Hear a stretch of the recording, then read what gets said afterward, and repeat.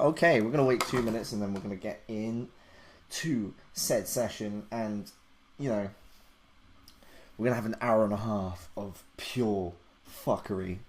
Of see this project. Don't be deceived. This is called Watching Me Tidy, and it's tidy because everything is arranged. This is how you should be doing it in FL Studio. The Hierophant, which is the other one we're going to go over, that shit's a fucking mess. Like, that's the way I work. This is just for show. I did this, guys, for you. I got Watching Me, and I basically put everything in order and everything kind of nice. The Hierophant is just a shit show. Like, a complete shit show. So, watch out for that. I'm going to finish my last grapes. Oh no, I have one more. Feel free to ask me questions now while we're waiting. Because I'm coming at you live until 2:30 AM. Because I'm nearly 23 and I don't have a bedtime. As you fucking should be. Woo. Can I get an F in the chat to know if you're active, please? Just a single F. And you can hear me properly and everything's fine. I want to see loads of Fs. Yo, quick question. Do you know Josh and Pat from Mostep? I do indeed. They absolutely love me. Yeah.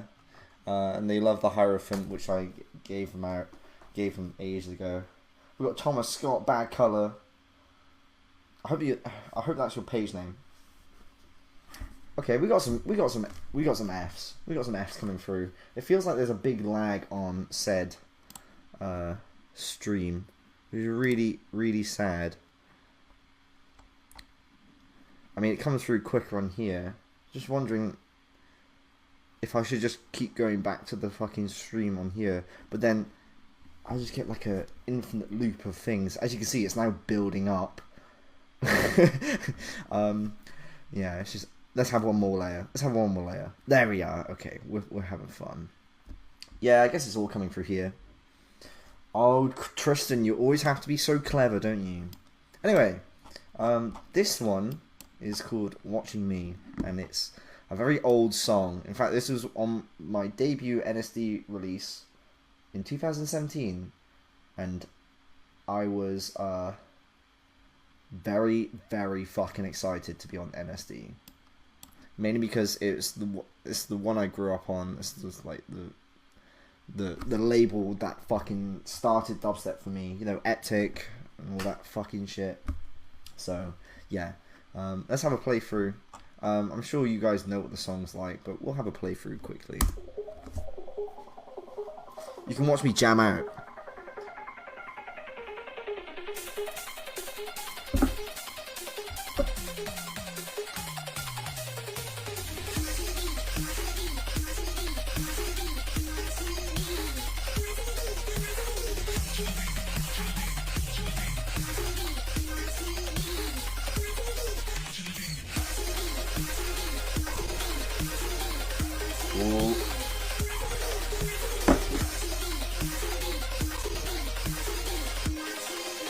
We're having a little bit of phasing issues. Not phasing issues, lag issues. So I'm going to quit this. I'm going to quit Google Chrome, because Google Chrome's a big fucking... Oh, see? If I leave that now, it won't quit, will it? If not, I'll just start back up.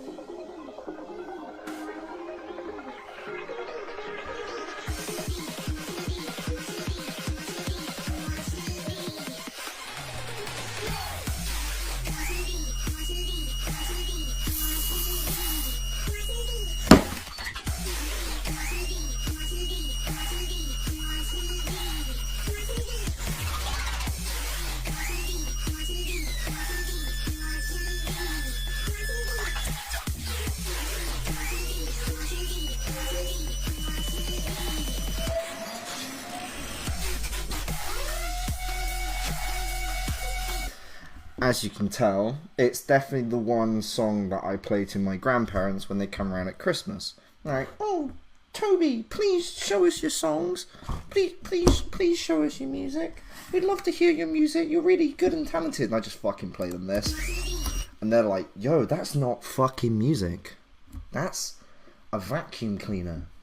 So, yeah, it's a pretty big tune. It was pretty audacious. And yes, it is scientifically proven to give you tinnitus.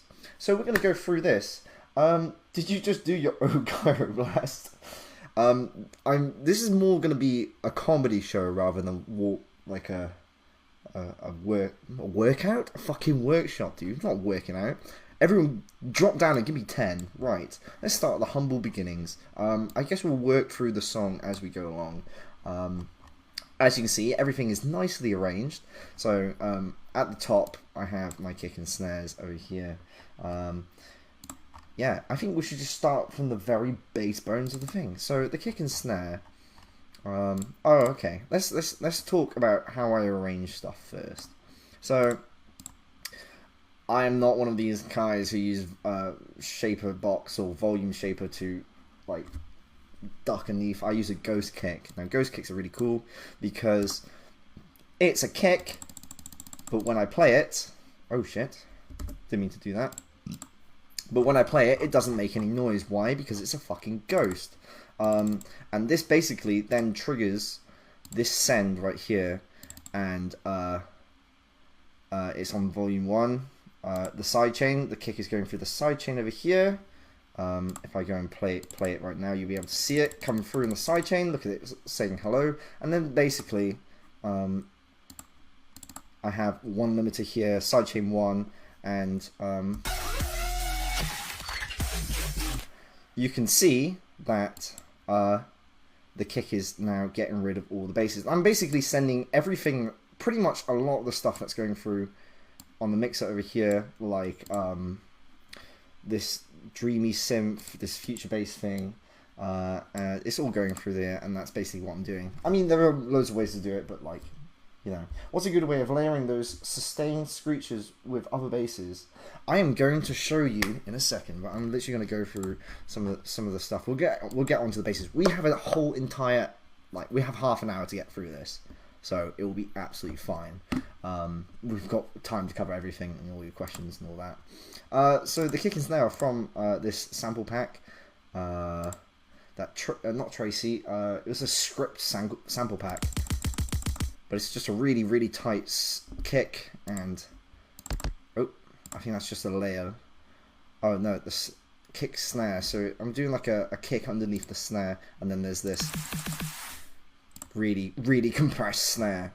And then I have these hi-hats coming all over here, which are really not apparent.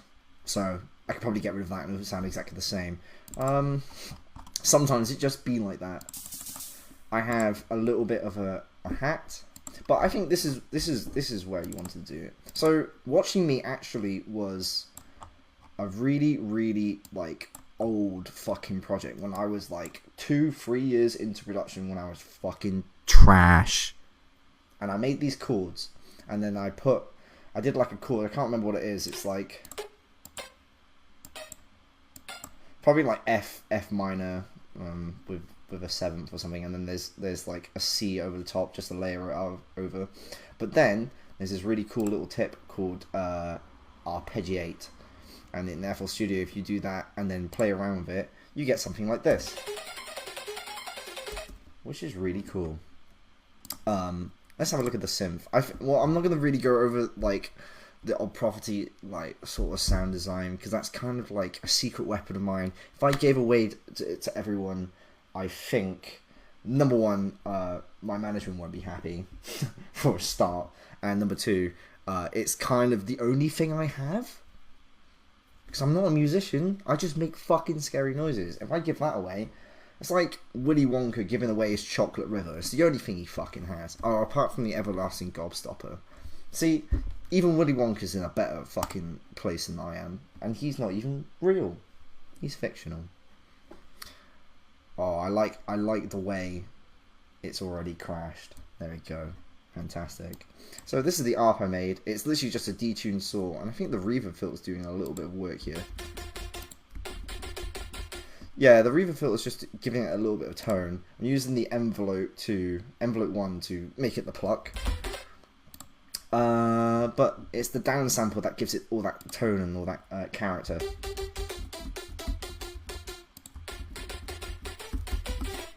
Lovely. Yeah, and if you arpeggiate that really quick,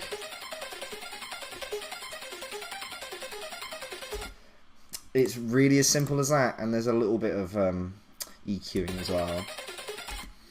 Really nice and full sound. We have some toms that I've literally just put in a sampler.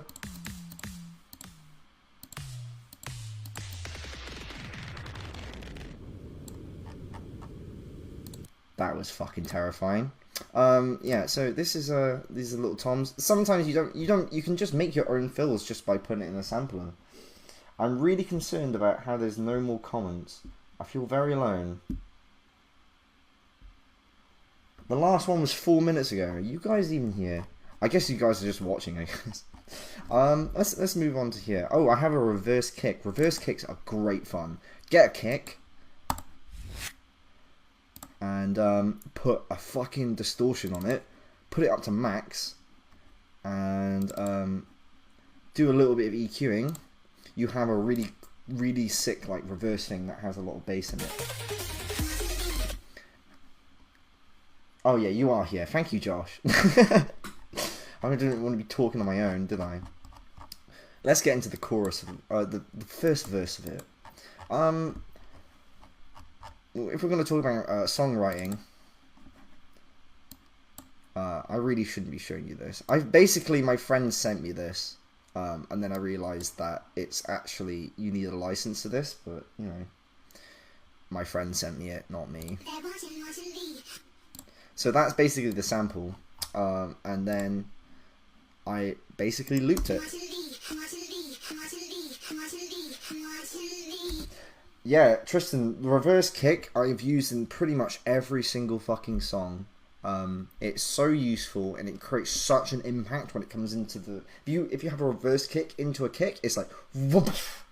It's fucking awesome, and it really does give a lot of power. We'll also talk about reverb tricks that you can do as well, because that's really clever. I think so. I sped this up, and I put it up by seven semitones because it was originally sounding like this. Obviously, if it's pitched up like this, it's going to sound like that. And then I've got an OTT. Just like the default chorus on it. And what's this effect thing doing? Oh, a little bit of lo-fi, because if I take this off, it loses that crystal. Having a little bit of lo-fi kind of just adds higher harmonics. So instead of boosting stuff like this, give it a little bit of lo-fi. Oh, you can tell this is an old project because I'm using 2 EQs. Like an idiot. Like, ignore this. This is dumb. Because it does exactly the same over here. You could probably just... Literally no discernible difference. So, ignore that. This was back in 2017. I'm a lot better now, I like to think. Actually, this mix sound is a bit cleaner, but, you know, I used to have dumbass fucking mistakes. So, yeah. That's being looped like this. And there's a time stretch, I think. So yeah, I just looped the vocal, and then for this part, it just goes down, goes half time, and then this one goes up by another 5 octaves. Not 5 octaves, 5 semitones.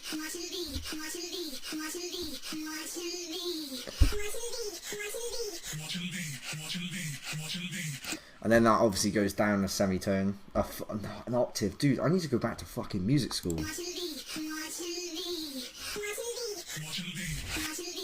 Yeah, and then it loops like that. So let's have a look at the other stuff that's on there. So we have these crashes.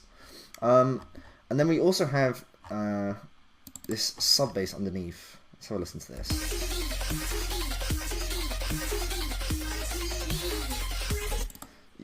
So we have this like little plucky thing. I don't think it needed to have this plucky thing. I guess it does kind of add some kind of texture, but we're mostly looking at see, this is why it's so weird. Look at this. I could probably just remove this and it would sound exactly the same. Yeah. This is all probably like fucking useless stuff that you don't even fucking need. So this is just the sub. Oh, I like how it's crashed again. My computer is so good. Yeah, so it's just a sawtooth wave underneath there.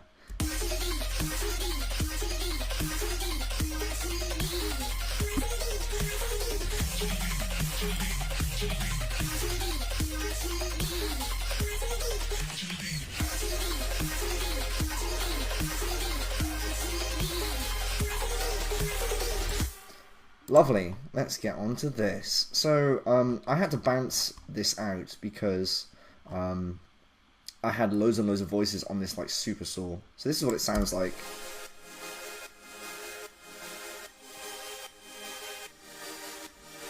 So I basically just took the chords out of this one right here and put them in here, and then I alternated them by flipping stuff around. So this is what I basically did. I pasted the chords in here, and then I just flipped it like this by putting up an octave, and it came out with these sort of chords.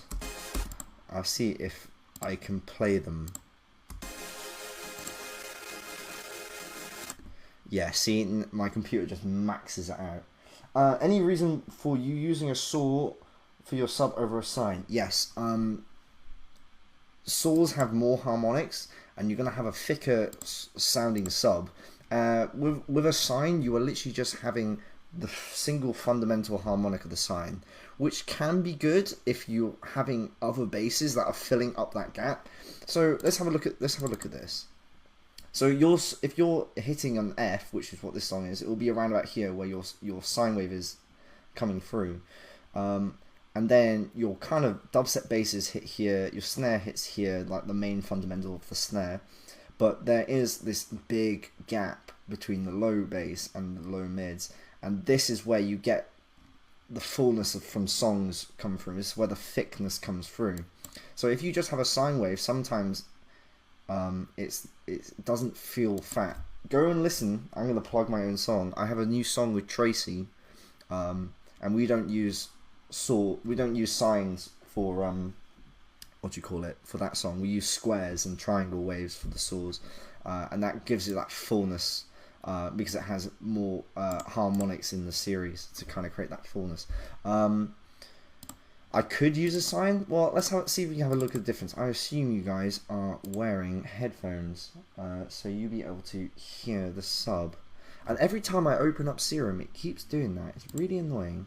So listen to the difference.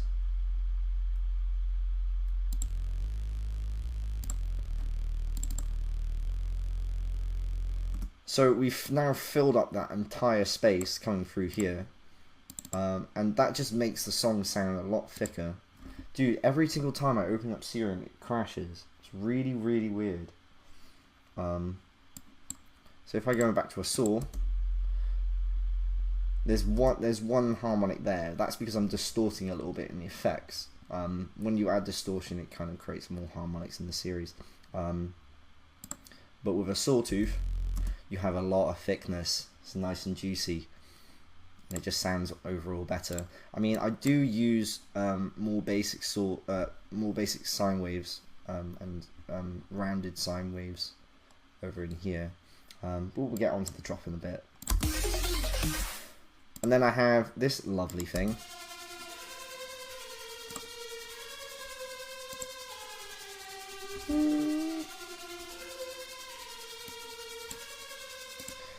Again, more sawtooths detuned, and then I have the LFO doing some reverby things and thing. It's really kind of simple, and now I'm doing stuff with the compressor and stuff. It's a really simple synth. Let's have a look at the effects. Just some reverb and some EQ. Just taking away some of the harsher frequencies away.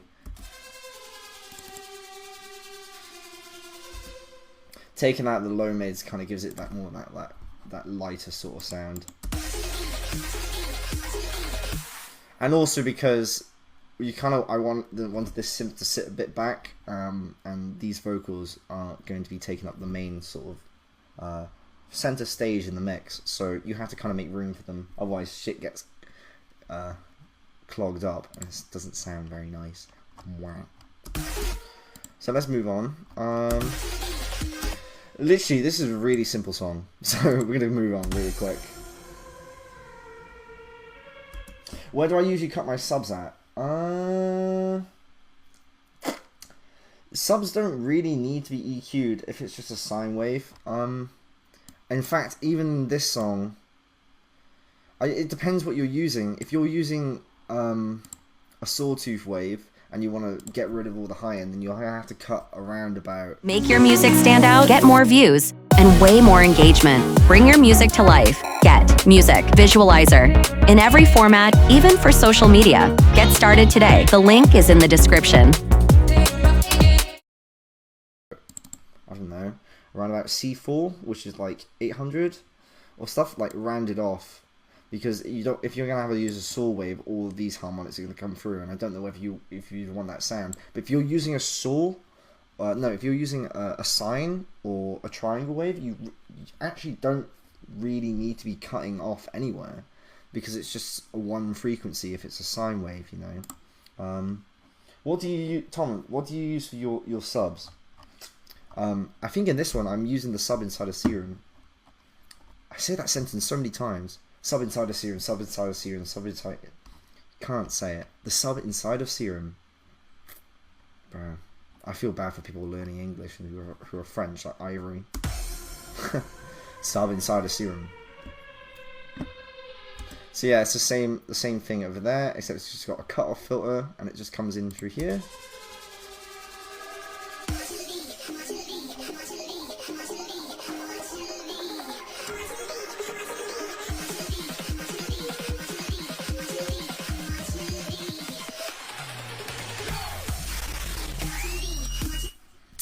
Did we love that lag? That was a really big one. So for this build up,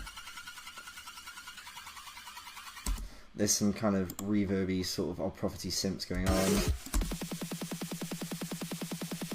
And then this snare that's coming through, just kind of like building up, and then we have the drums back here. And then I sampled this from horror movie trailers. Horror movie trailers are amazing for risers, because they're just full of it. It's all like that. Just, if you ever get bored, just go sample hunting and just go into like horror movie trailers on YouTube, and then just watch loads of horror movie trailers, and then just steal the fucking samples. They won't know. It is illegal, but it's only illegal if you get caught. Da, da, da, da. That's really bad advice. But to be honest, I've been getting away with it for fucking years.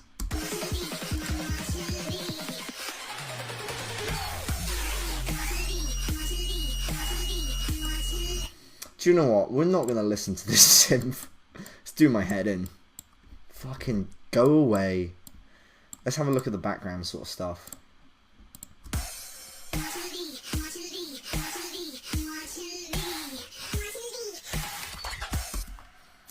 Ooh, that's kind of nasty. There's also this there's also these percussion things that are in the Script sample pack. I don't think he has it anymore, but I was a really big fan of Script. I don't think he makes music anymore. But I bought his sample pack because I supported him. That being said, I do have a sample pack if you guys want to buy it. And when we get onto the Hierophant, you can hear one of the kick and snares that are included in the sample pack, and it can be yours for only £4. Oh, I'm selling my fucking skills out to you boys. But it should only be done for really heavy dubstep heads. Could be you. Could be you. So I made like a little fucking thing out of these samples. And then It was just made with a vocoder, I reckon, because vocoder, you just put like a percussion thing for a vocoder, and it came out with that. And then obviously I have the thing underneath. I reckon we could go through some of these things. I reckon some of these sound design things are not too crazy. I use a lot of reverb filter. That's my secret. That's my secret. Thomas knows, see? Thomas is a valued customer who rates it 5 out of fucking 4. Isn't that right, Thomas? He can vouch for me. I'll be selling my attributes later.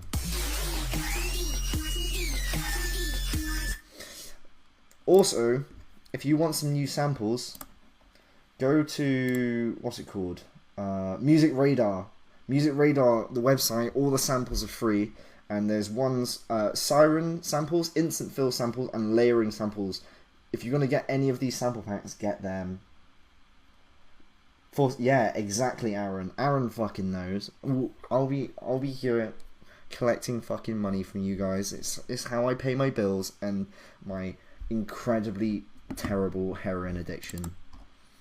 That being said, let's go and shoot up right now. I'm joking. I'm joking, I don't do heroin. You can find like loads of these white noise things, which are really, really cool, and they kind of just add like filler effects. It's just like, let's have a look. So, oh, I think this is also the layering toolkit. Yeah, let's have a look at this. Cyclic. So this is what I like to use. I like to use treated noise over my synths. I mean, it would be helpful if they actually worked.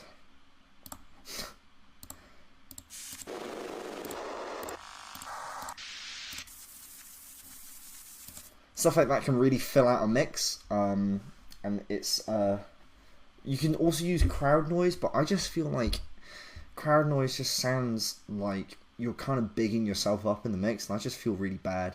If you add crowd noise into your songs, you think you're the shit, but you're not. You know what I mean? That's my personal favourite. It's very nice. We got some vinyl noise as well. Synth dirt, here we go. Put that over any synth and people will be like, yo, send me the serum patch. Unknown to them, it's just a sample. Ahaha. Ahaha. This, I honestly need to save this synth because this is a fucking massive synth. Listen to this.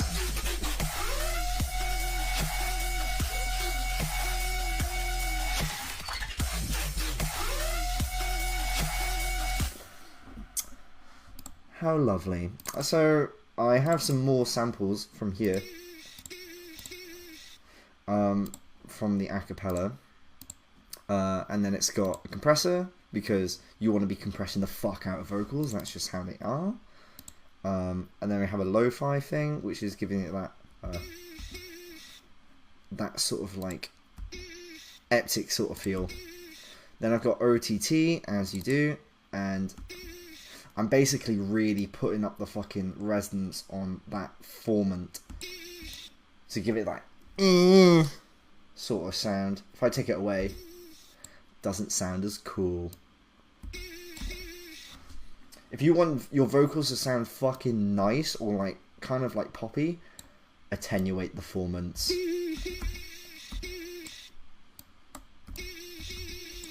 Lovely. I mean, don't do this if you're just like doing some country mixing. This is very experimental EQing. There are two types of EQing. One, there's no rules, and you can just make it sound like you want it to sound. There are no rules. You can drag shit this way, this way, this way, this way, this way. As long as it sounds good, it is good.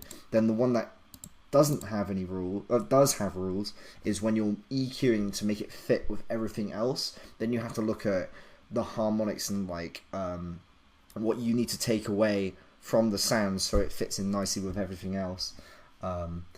Yeah, but you know, sometimes the best thing to do with that is to train your ears up for fucking years. And there's no, you can have people tell you fucking, you know, oh, this is what you need to do for this mix down. This is what you need to do every single time. This is the number that you need to cut. It's not true. You have to. It's really subjective on what you're doing and what songs you're making.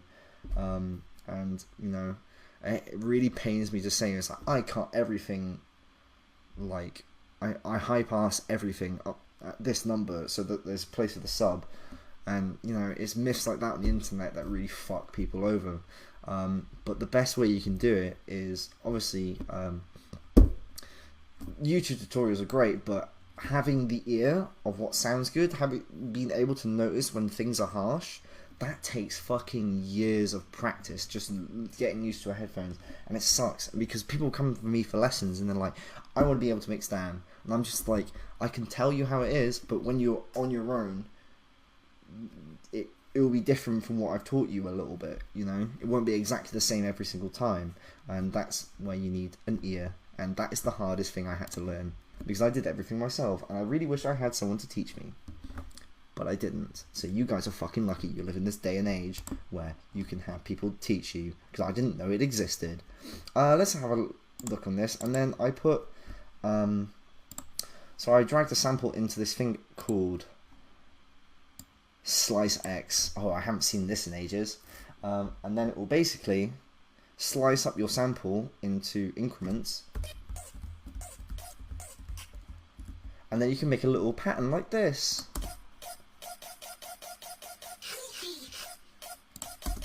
And then with everything else,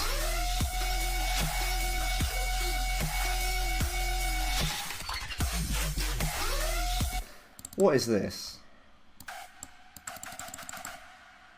I think I made a little rave stab. I think I made this an accident. It's just a detuned saw with some FM and then a bandpass giving it that notch. There's that treated noise again. A reverse snare. Reversing snares into snares make the snares even heavier.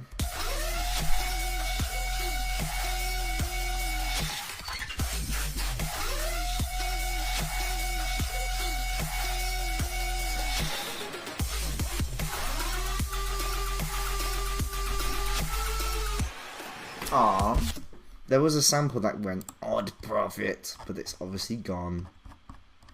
Biggest sad. And then it goes back into the main chorus over here. And it sounds pretty much the same. Actually, I remember this drop. This drop is nasty. Oh, if anyone's wondering how I made all those like things,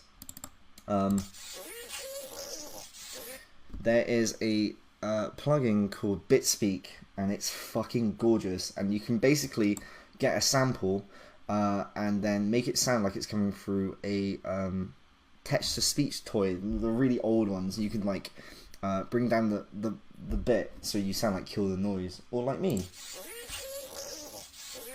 or Mastodon. Oh, Marauder. He's changed his name now. Gotta call him Marauder.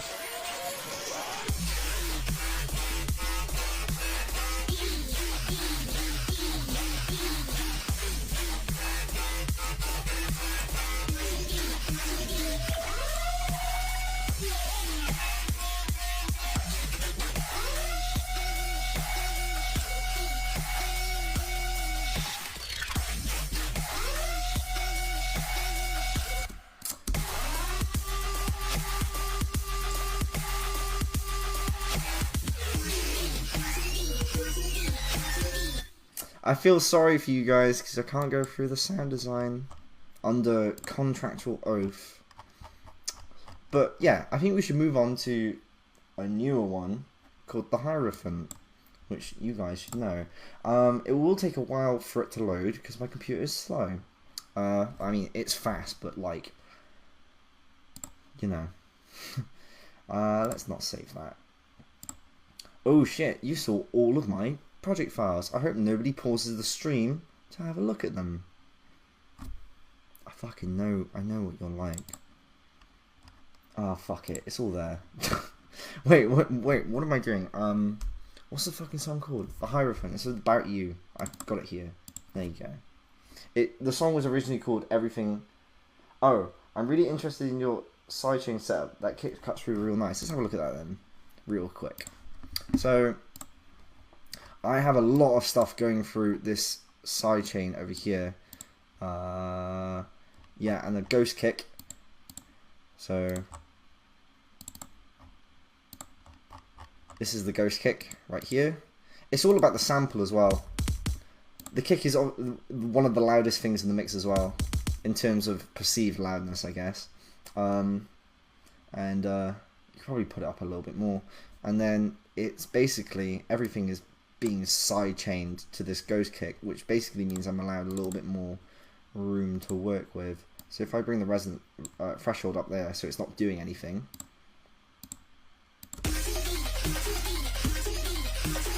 That's what it sounds like without sidechain.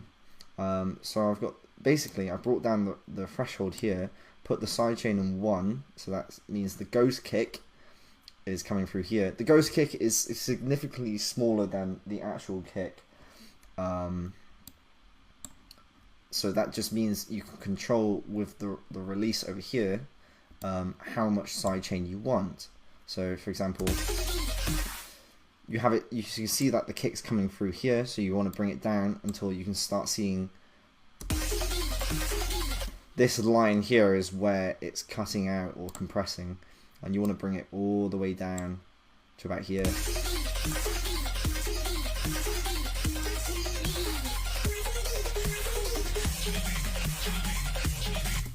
And then with the resonance, the release filter, you can control how much you want. So if I put the release all the way up here, you can see that it's not doing anything. The vocals aren't being sidechained, that's why they're so loud. If I bring the release down here, it's around about here where you get a really good kick through.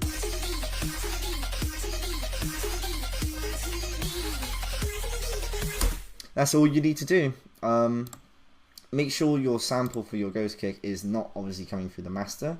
That's why I have it on 0 like here, so it's not coming through, otherwise it would sound like this. I've also got the out on here on 100%. You can also use this to control how much you want to sidechain as well. So yeah, that's what it's doing. And then basically that just triggers the sidechain over here.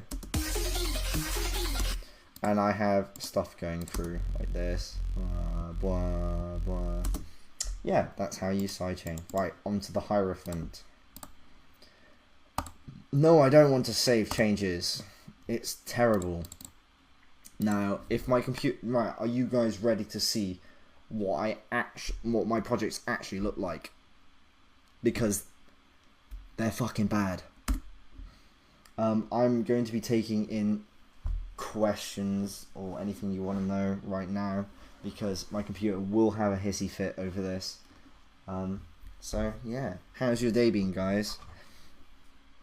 Oh, that grape's seen better days. Also, if you want to go and check out my SoundCloud, I have a new one with Tracy.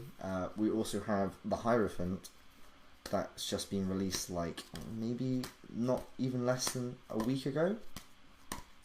We'll play it for you right now, if my computer can play it, because it might not be able to. We have an hour left of this fucking stream.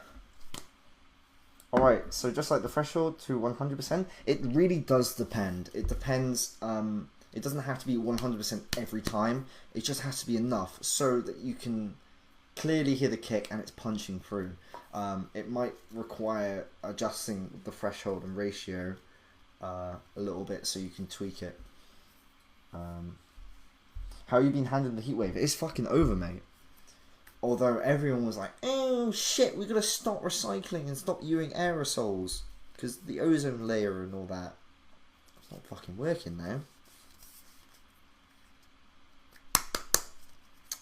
I fucked it, boys. I've actually fucked it. I know. fucking stink. But yeah, the heat wave is fucking over now. Thank God. I couldn't sleep, dude. Sweaty and disgusting. God, I should have my own stand-up show, shouldn't I? I'm fucking so funny. How are you guys finding Defy? I think it's fucking awesome what these guys are doing. Layering? Layering what? I kind of missed it. We'll go over layering now. Oh shit! Was I supposed to go over layering? I can't remember. How do you manage to get a release on NSD? It's about who you know. It really is. It's not about... You can't really submit demos to NSD because good music kind of finds... It comes to light very quickly. If you make something that's pretty much like... what's the fucking word? Unignorable, you can't ignore it. Like, if you make music that's good, that people can't ignore it, it will be heard. You obviously, dubstep is so saturated, so it has to be something kind of spectacular. That's what you should be aiming for anyway. You should be aiming to make music that's fucking spectacular, and well, it wouldn't be a spectacle, it would be more of like a hearing thing. But like, if you make good music and it comes to my ears, I will tell people about it. I will be playing it in shows. I will always play something that's insane. It doesn't matter who you are, but if you make something that's fucking crazy, like for example, Tracy got onto Never Say Die because he met through me. I only got onto Never Say Die because of E-Craze. E-Craze only got onto Never Say Die because of someone else, and him someone else, and someone else, and someone else. And it's about who you know, pretty much like any other business. So yeah, that's how I do it. How long do you try to spend on your mix time to stop from ear fatigue? I usually get very frustrated and I have to go take a walk. But if you're on a roll, don't stop making music. If you're being creative, if you're doing a mix down, 45 minutes. I usually get bored and I have to take a break or go for a wee or something. Even like going to the toilet is a break for your ears, because then you come back and you're like, right, let's see what I've done, and you just realise that it's completely shit. Also, I shouldn't clap because people are trying to sleep. I'm done. I just recorded 41 degrees in my room last week. Jesus Christ. 41 degrees in your room? Open a fucking window, mate. Or get a fan. I'll be your fan, Aaron.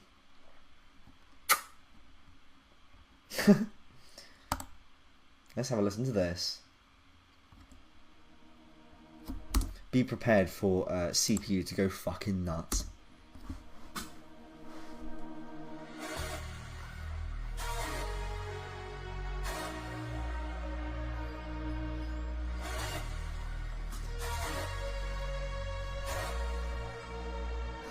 Oh, as you can see, my project file is fucking crazy. Yes, I do get sore ears, and you shouldn't listen to your music too loud, but now I'm going a little bit deaf because I'm listening it too loud, that I have to have it so loud so I can hear it properly. Does that make sense? It's kind of a very, like, big circle of fucked, and I do need to look after my ears, because I'm still not wearing protection, and I'm still listening to my music very loud. I'm going to go deaf and blind.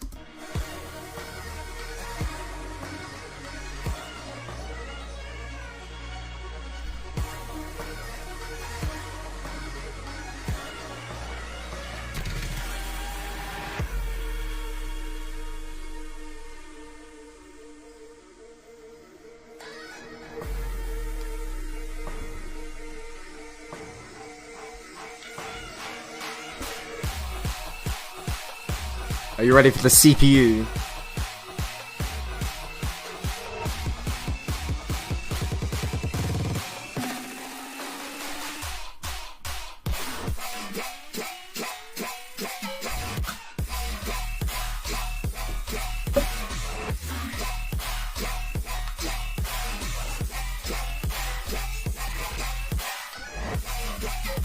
Oh. 91, 94. Now it's gonna get fucked.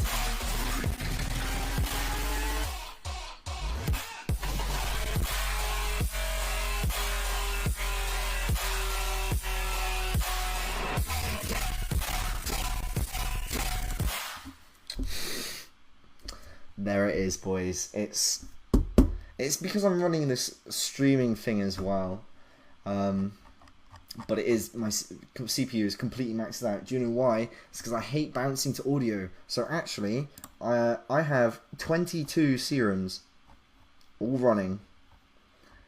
That's why my computer is so fucked, because I can't bounce to audio. And you know what? Maximum CPU, bro. My carbon footprint is the size of fucking Bigfoot. It's literally so much electricity, dude. And these fuckers are like paying for a quarter of it. My housemates, haha. Get fucked. Okay, so yeah, this is the Hierophant. It was gonna be called Everything About You, but there was a sample on Splice that I didn't like anymore. It used to be this. Used to be this. But I heard that sample on UK radio because everyone and their grandmother fucking uses it. See, if you're going on Splice, please don't download anything from the popular. There's like a thing on the side where you can sort by relevance, when it was added, popular. The automatic one is popular. Don't fucking do that, because everyone and their grandmother is using it. So don't fucking do it. Just hit relevant. I don't know why. If you're searching for something anyway, you would want something that's relevant. Fucking dumb, innit? So yeah, this is from Splice. It's like a little pad sort of thing. You can tell it's a little bit distorted. Yeah, see, Panda Eyes used it. Tosoki has used it. I heard it on fucking radio. So when I made it, like, how did you make that sing drop, bro? What the fuck? Oh, hi Jamie, Deadlift. How's it going, my dude? Bro, I need personal training sessions from you, mate. Because man's trying to work out, and I've recently discovered that you can get birthday cake flavored protein shakes, and now I'm trying to eat healthily. Anyway, I love it. So let's have a look at this. Oh, I tell you what, boys. If you want a really, really lovely synthesizer that has a lot of really nice presets, oh, that was me. This is called SQ8L. It's free and it's fucking gorgeous. Listen to this.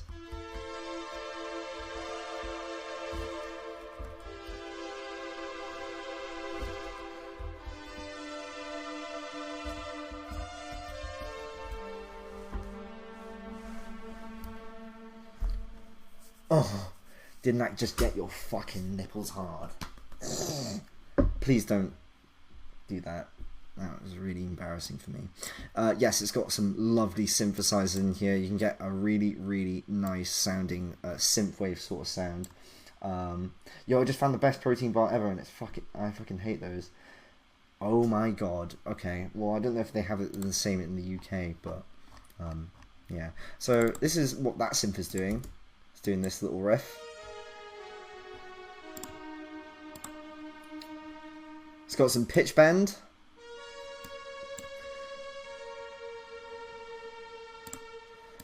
Fucking lovely. And then it has this sample that I found on Splice. I like doing this thing where I find samples like this. I mean, I would take off all the effects as well. That might be a fucking start. How do I take off? There we go. Here we go. So this is what it sounds like bare.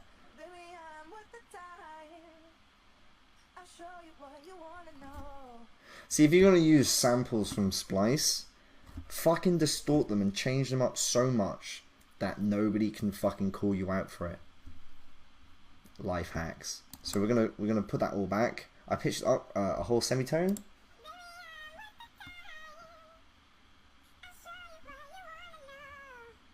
And then I added, this is a great effect rack to really get some poppy sort of vocals. So I'm going to turn these on, I'm going to add them one by one. So if you want a really poppy vocal, distort the fuck out of it. Blood overdrive, fucking destroy it. See if we can play it for you. Oh my god, do you like your eardrums destroyed? Ow. So what you want to be doing is you want to OTT that to compress it down. Now you have a kind of annoying vocal, but get a Valhalla Vintage verb, put the size all the way down, put the decay all the way down, fuck it, put the pre-delay all the way down, slam that on. Now it starts to sound like a metallic-y sort of distorted vocal. Now you put a little bit of delay on it. And then you EQ to taste. Take away some of the volume, take away the low end, take away the high end a little bit.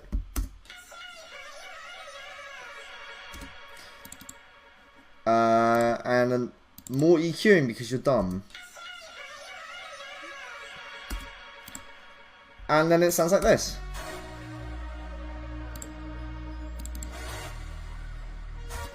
Oh, I'm also doing some, what do you call it? Fucking high pass, low pass filtering. God, I'm so dumb. I'm on Never Say Die and I don't know what I'm saying. I actually tried to make a collab with Adair. It didn't work out. So I stole the stabs I made.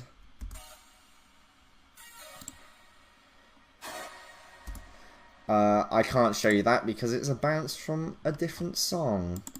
So when stuff fails, just take the sample from the old thing, move it to your new thing.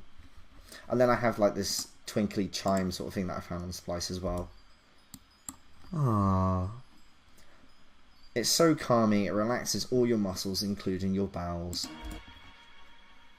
I now need to go to the toilet.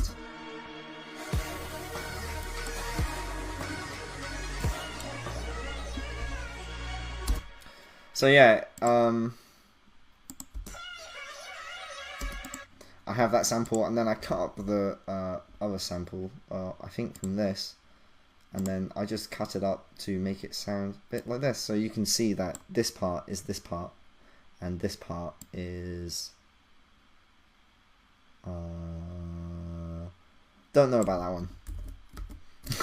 But I use this one to kind of make these little...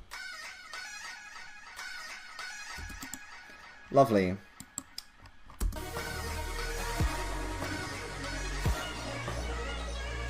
Do I do a lot of resampling in your drops? I have been for the craziest sort of stuff. If you listen to Sudden Death's new stuff, Void, which is out tonight, I think, you can tell that he uses a lot of resampling. He makes stuff and then bounces it out and then puts it down like an entire octave. And it gives these crazy fucking low bassy sounds, which is really sick.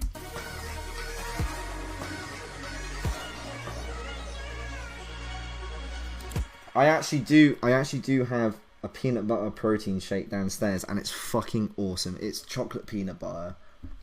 It's like dude, it's like, how could it be less than 100 calories for a milkshake, basically? But it's full of protein. There's no carbs in it. I'm just like, it's like dessert, but it's fucking good for you. It's amazing.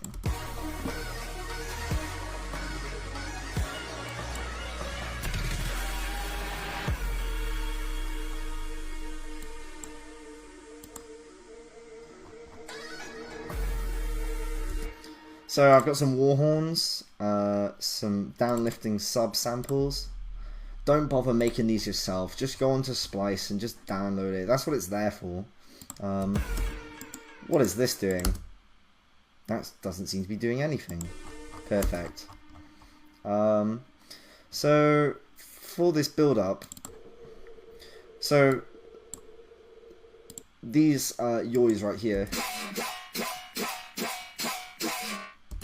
I basically bounced that out and resampled it over here. what I did was there's this thing in Edison, so I bounced it out, clicked edit, and then there's this thing in Edison called blur, and it basically blurs the sound. It adds a little tight reverb to it, and it starts sounding like this. Kind of adds like a metallic-y sound, but it sounds really weird, but it sounds really, really good to like layer stuff up with. Give it a try.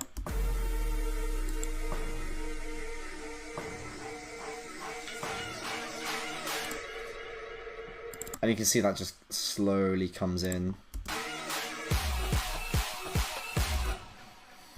I'm doing exactly the same sort of thing for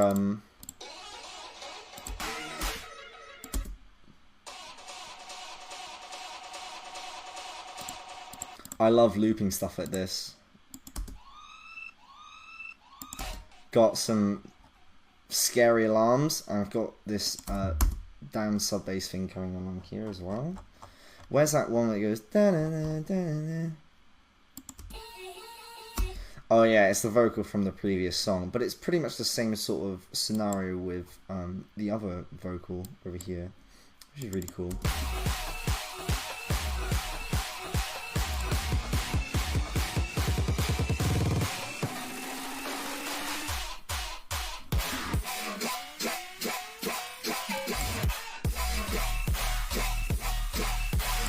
I mean, apart from the sound design, what really gives this rhythmy sort of flow, for some reason people love this song because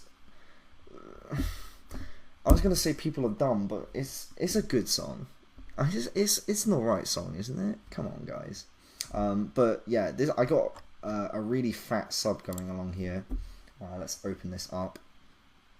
So this is basically just programmed so every single time it hits, and what it's doing is it starts from a high end and then the pitch goes down as the note's about to end. So what happens here, so we have a basic shape sort of thing.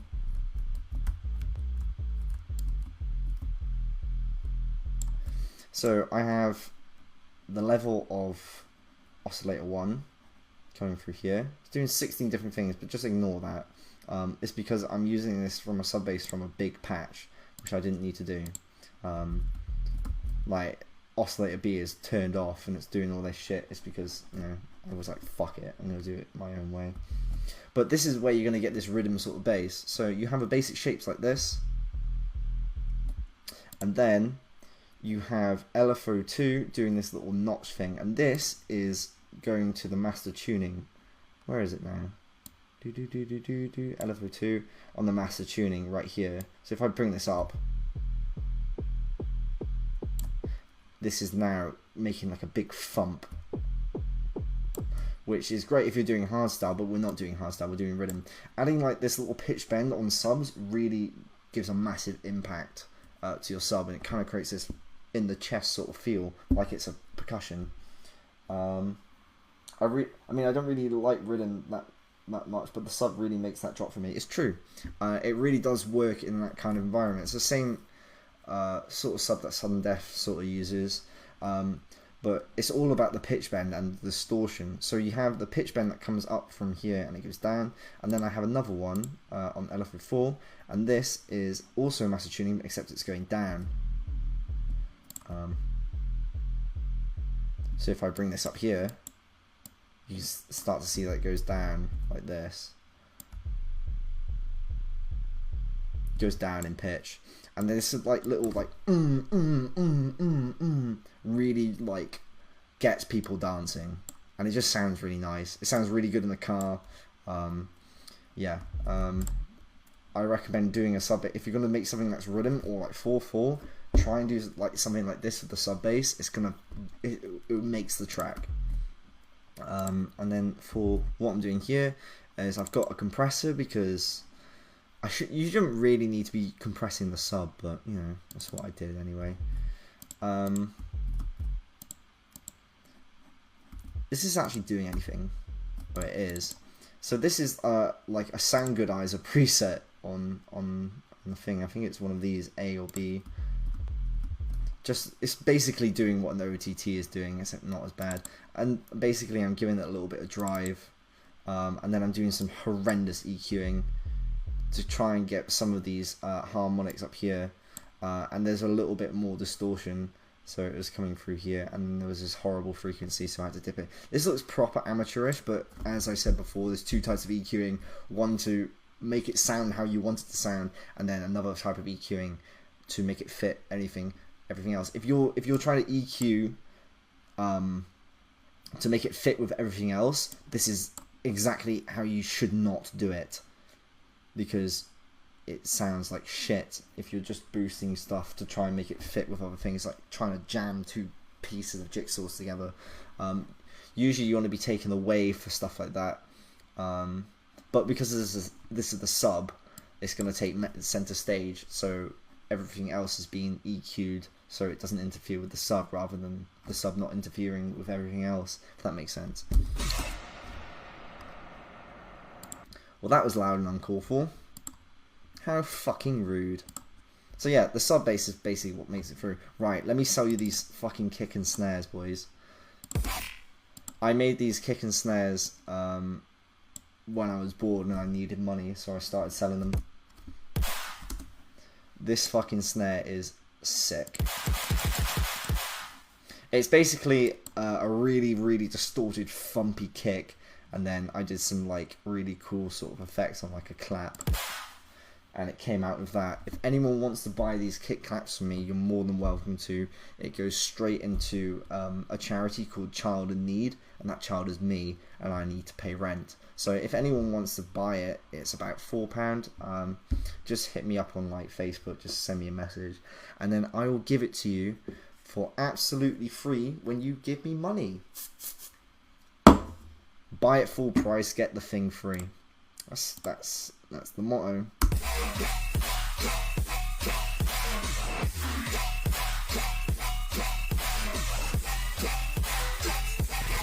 So yeah, throughout this whole song, I basically have the main synth and then have some sirens, have a chant, as you do, more chants, dirty downlifter. Fucking hell, that is dirty, isn't it? Some more hi-hats, a reverse kick. Oh no, a reverse snare, even. Oh, I'm going to give you an amazing tip, except I've completely fucked my project. Hang on. Da-da-da-da. So this is an amazing tip, and I think this is one of the biggest things that will improve your game so much. It's called the reverb trick. Now, basically, if you've got everything sent to a sidechain like this, like I do, to have everything sidechained with a kick, so you have all your mixes and then you send it to a send, and this is basically sidechaining with a ghost kick. What you can also do is have a fucking long ass reverb on it. Now I know what you're thinking, what the fuck? But it's basically on 0. The mix is on 0 over here. So what it's doing, if I go and play this song now, if I go and lift this thing up right here, you've opened up the pits of hell. Now, a little bit of spice is great, so what you can do is you can automate this mix over here, so the reverb comes in as it's about to go into the next bar. Now let's have a listen to this. Let's have a little bit of a before and after. So that's what it sounds like before. Now it didn't really sound like anything, so I'm going to make it a little bit bigger. It kind of just like whitewashes everything out, and then it comes back in, and it's really, really useful for like filling out space, and like stereo imaging of the mix is really, really important. I use it in every single song, that little trick, and it's never failed me, and it automatically, sometimes when I'm thinking, fuck dude, I need to layer stuff up and I don't know what to do, I always go for that reverb trick, and then everything kind of makes a little bit more sense, and everything starts flowing together. It's also really, really good for flow, as well.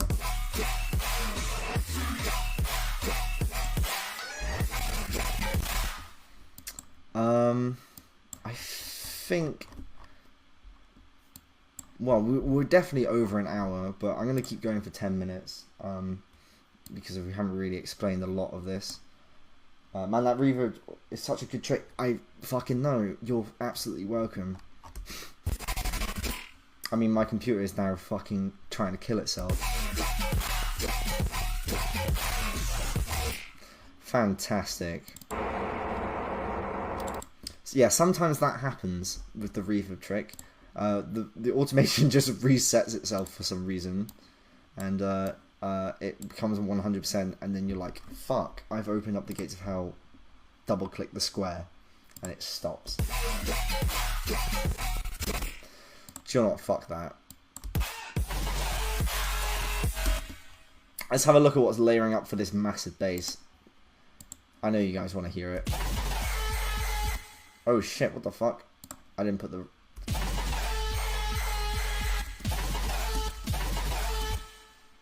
Why is it doing that? It shouldn't be doing that.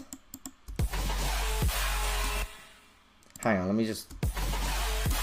There you go.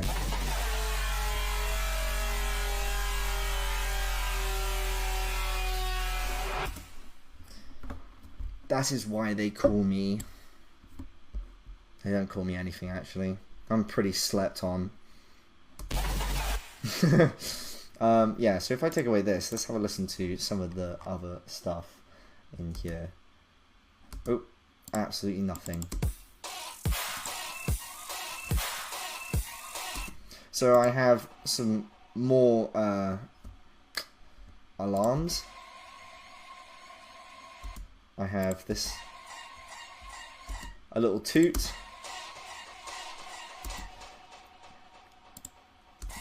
Some simp dirt, some more alarms, and then I have this little thing that's coming through over here as well,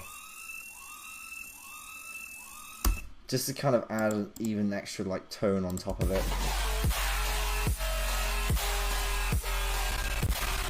I mean, as soon as that comes in, you can't fucking hear it.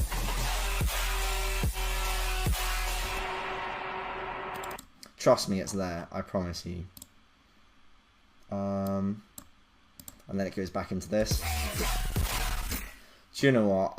We've fucked the drop, dude. It's not gonna happen.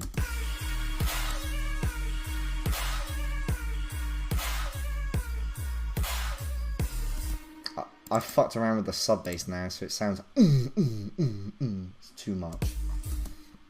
I think I'm gonna start asking questions for now. Right. Is there anything you want to know about this project? So this is your half an hour Q&A session where you guys can ask me questions and I shall answer them in 5 minutes each. Only 5 minutes, you greedy cunts. Also, I should stop swearing so much. I'm not Australian. Sorry, guys. I know some of you are Australian, aren't you?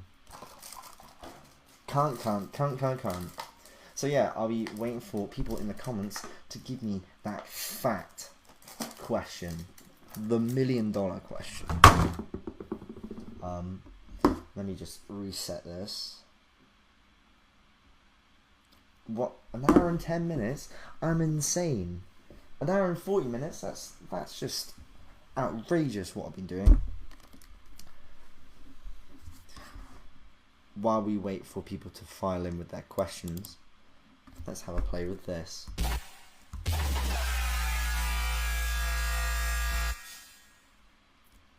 Wob wob wob wob. Don't you wish you knew what this was?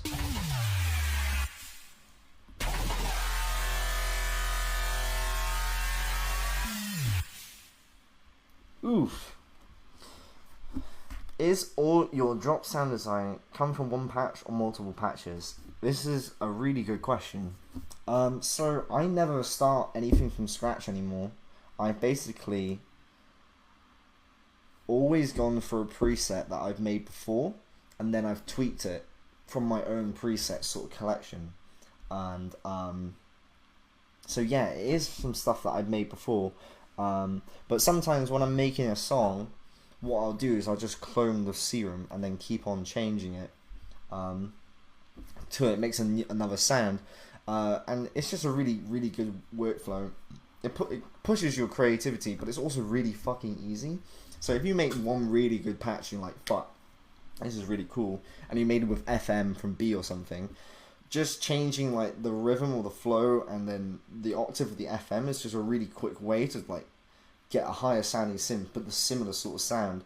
And yeah, so I kind of just like do it like that, I think. But sometimes I know what I'm gonna make and I go out and make it, but 9 times out of 10 I'm just going from a preset that I've already made and being like, see what happens, because most of the time the biggest synths I made are made from accidents where I'm just twisting and seeing what knobs do. I don't actually know what I'm doing, I just know the techniques to kind of get a cool sound, but the shit that really blows me out the water is complete accidents. So yeah. At what point did your SoundCloud gain traction? See, back in 2015, 2016, I didn't actually get... It was the hardest part is getting to the first 1,000 followers, 100%. And the way I did it was download gates. So like the Artist Union, where if you wanted the song to download, you'd have to share it on SoundCloud and repost it. And I think this is the time where SoundCloud fucking worked. So I think it's like, guys, it's a lot harder for you to do it that way.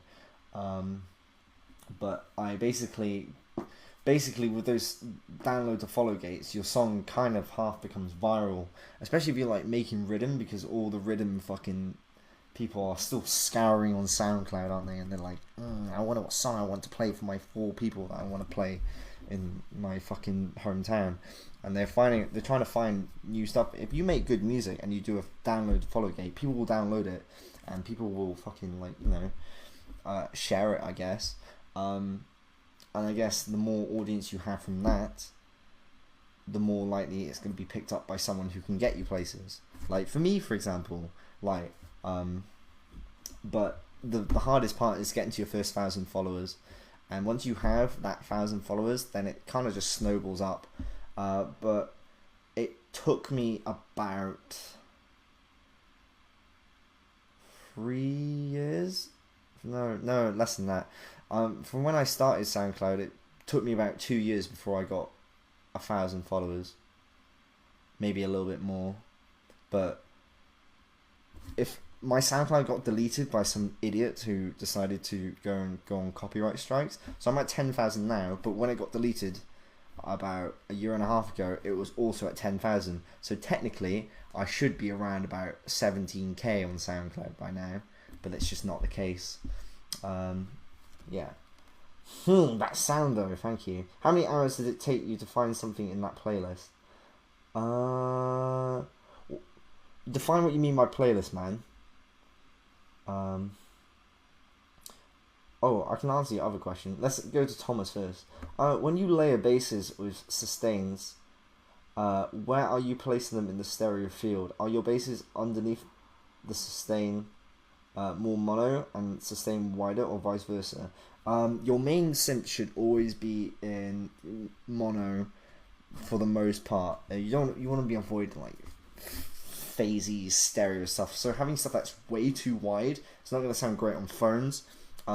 It's not going to sound great on some club systems, which sucks. So I've played in clubs where it's been mono, and then you're like, yikes, it sounds really bad. In fact, when I was on tour with Eptic, we played a show in Auckland, and when we did sound check, it was in mono, and he was like, nah, it has to be in stereo. So they went and fixed it. So it was then in stereo. But sometimes you do get clubs that are in mono. People are playing it through their phone. You know when people come up and like, bro, listen to my fucking song on my phone, yeah? Listen to it, it's so sick. And then you're like, yeah, dude, I can't.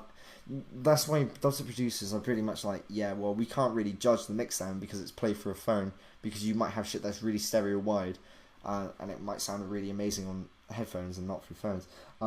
So it's important to have your main sort of sound be in mono, and then using effects like the dimension expander to kind of give it some stereo, but don't go fucking nuts. This is where layering stuff on top of it comes in handy. So, for example, I'm going to be really cheeky and open up a serum pack that I shouldn't be opening. If you're using a Combs filter like this, there's this little pan thing over here. You should use this very, very sparingly. So if you're using something like this and you want this to be layered up on top, wow, that's horrible. You can do this, and it will then sort of give it like a Haas effect where it plays left and right at the same time. This is really good for layering stuff up because it sits really nice in the field, creates a stereo image. So if you're going to layer stuff up, have the pan on around about here, and then you'll notice a difference, and it will just sit really nicely in the field. It's a really good trick. So yeah, have your main bass in mono, and then have your layers be in stereo rather than the other way around. I think that's a fucking crazy good answer. I am insane at dubstep production. Yes, Aaron, how did you handle blowing up as an artist? Must feel pretty weird. Do you know what? It really doesn't feel like much has changed. Mainly because I'm not in America. In America, it's absolutely ballistic. You know what I mean? Like, if I was in America right now, if I was an American citizen, I probably wouldn't have time to teach. It's so insane to see videos and stuff like that on like Facebook. It's like, oh, there is Shaquille O'Neal playing my song. Cool, I guess. It doesn't feel like anything because I'm not in that scene. But if I get my American visa, I should say when I get my American visa, I'm probably going to be put into this world, and it's going to... Then it's kind of like I'm going to handle blowing up as soon as I'm over there, because it's kind of like a completely different world. Like, dubstep is fucking huge. It's like a really big main genre in electronic dance music over there. In the UK, it's fucking nothing. I get laughed at. Like, I say I'm a dubstep producer to the girls, and they're like, damn dude, you're 23 and you still live with your mum? It's like, that's not what I said, bitch. I said I'm a dubstep producer and I make dubstep. It's just, it's not successful here in the UK because people think it's still a meme. When it's like, oh bro, dubstep. I remember fucking I can't stop me. You know what I mean? It's like, oh, I love that tune. Oh, Scary Monsters, nice sprites, boys. It's just like, yeah, it's evolved a lot more than then, and America has taken over this British genre that once was. So when I get over there, it's going to be fucking weird because I think I'll be treated a lot differently than I do here. Which I guess is a good thing and a bad thing. I think then is when I'm going to handle blowing up. Not right now. Plus, like, you can't really say I've blown up. Look at Mastodon. That kid has blown up. You know what I mean? Marauder. Not Mastodon. Isaiah Garcia. What are your suggestions for someone out starting to make dubstep and music in general? I've been producing for about 2 years as a hobby. Do it for fun. If you want to take it seriously, don't show your music to your friends, because your friends will just be like, oh, it's so good, even though it might not be. Have my lessons. That's another great fucking start.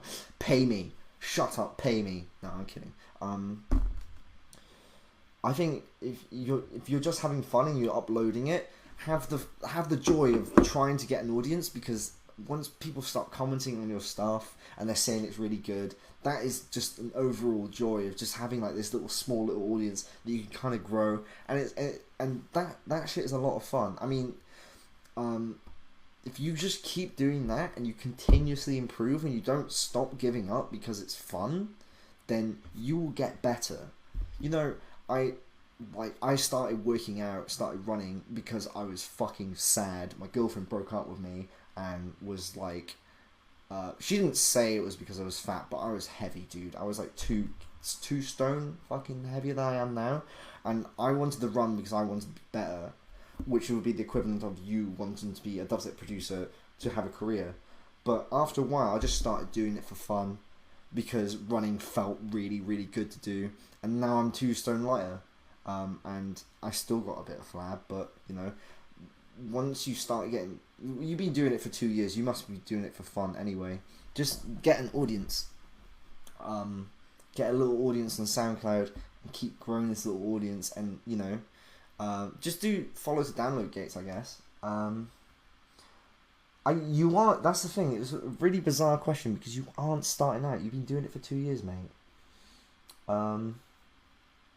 As a hobby. Putting stuff on SoundCloud is great fun, and I think that's where you should start. It's really hard to say because so much has changed over the years with SoundCloud and putting up music and stuff like that, because it might not be the same scope now. I won't know. But good music always gets noticed. So if you ain't doing it for fun now, you want to take this seriously, figure out one thing that's fucking wrong with your mix and focus on that. For me, it was stereo phasing for a long time. Like, why does my thing sound really bad on fucking phones? And it took me ages to figure out that it's because of the stereo. And then I was like, how can I make the sound good but not in stereo? And then I realised I had to kill my beauties and stuff like that. So yeah, that's I basically just targeted stuff why I was wrong. One thing, the first ever one of that was, why does every time I put something louder in the mix, everything else gets quieter? That really fucking puzzled me. I was just like, what? And then I had a limiter on the master. Bro, you should have seen what my projects looked like. I had like 15,000 kicks stacked on top of each other to try and get as loud as possible. It was dumb. Completely dumb. Berto Pagan. That's exactly what Mozart did. They got their visas, now they're living in LA, and they say they love it more than London. Yeah. They probably do love it because of the weather, but LA is full of fake people in it. I can guarantee you guys, I am not living in America. It's just not happening. I love the free healthcare here. I love my friends. I'll go over to America, but I'm always coming back. I don't care how much money it's cost me. I'm coming home. Why did I take Poison off SoundCloud? It got copyright striked. Falsely copyright striked, which sucks. And SoundCloud don't have enough staff to reply to me. So it's pretty much gone forever. You can probably find it on YouTube. If not, I don't know. It's pretty much fucked, innit? I think what we should do is keep your questions coming in. I can keep on answering them. But there is one thing I'd love to show you guys. I am currently selling this lovely kick clap sample pack. And if you produce rhythm or dubstep in general, you need this, because this shit will cut through your mix like a hot fucking dagger through flesh. This one's my favourite.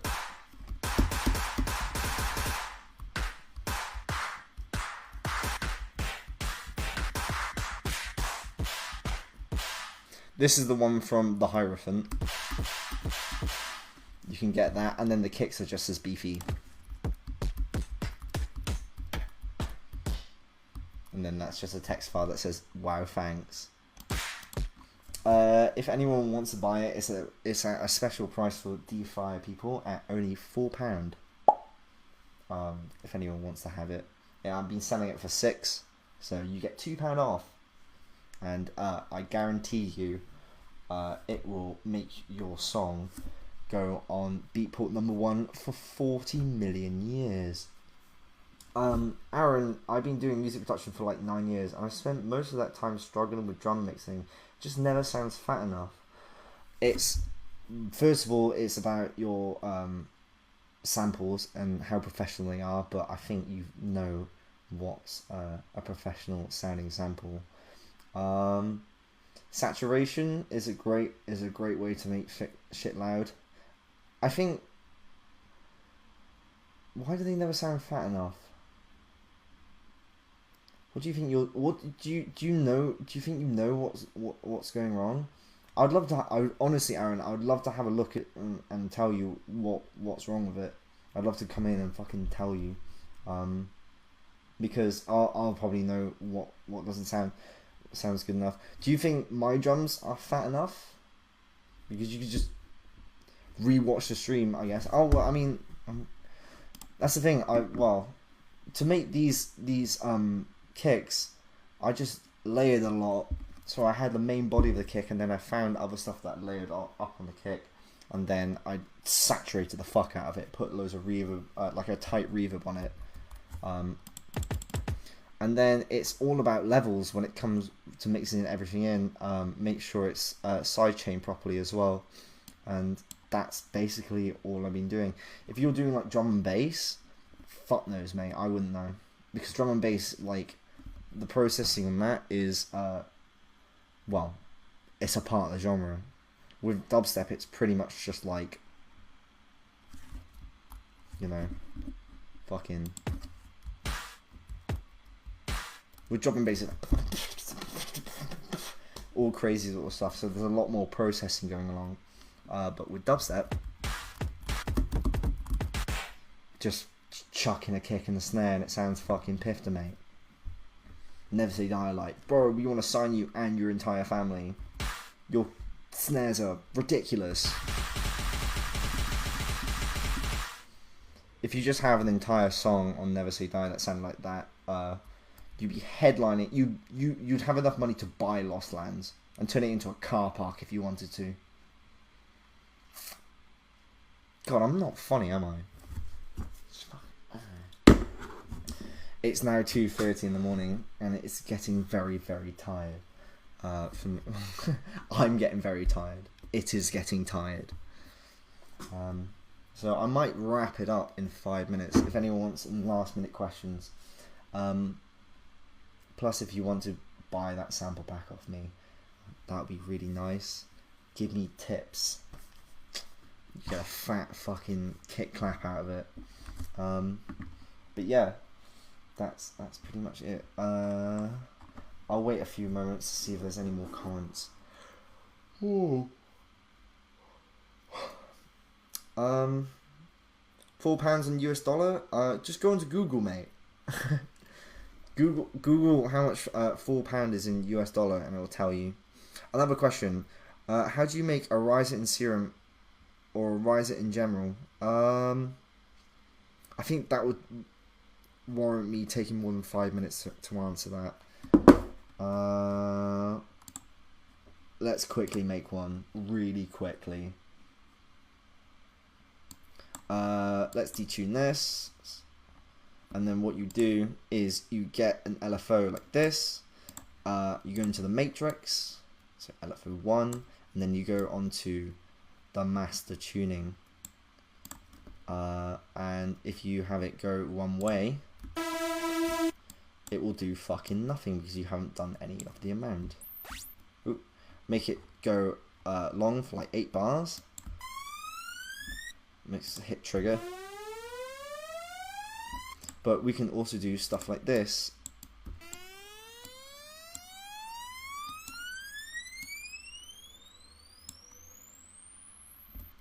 That's a bit too much.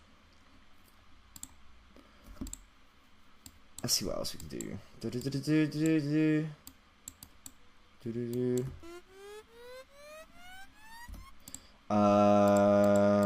Do this. Detune it. Put some delay on it.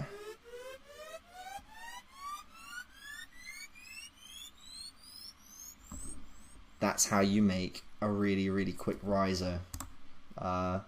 And then you can bounce it out. But to be honest, don't make risers because there's so many of them out there. Just use samples. There's no point. Seriously, I've never had to make a riser unless I was trying to be clever. Just go and find risers. Would you ever make drum set? No, because it's a fucking meme.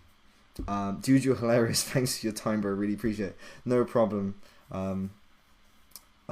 Just naturally funny because I'm British, innit?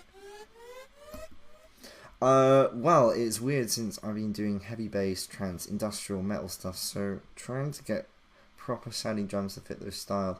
I think yeah, message me on FB and we can talk about it for half an hour before I go to bed. But for now, it is definitely Betty by Bo Peas. I wonder what this sounds like in a C major chord.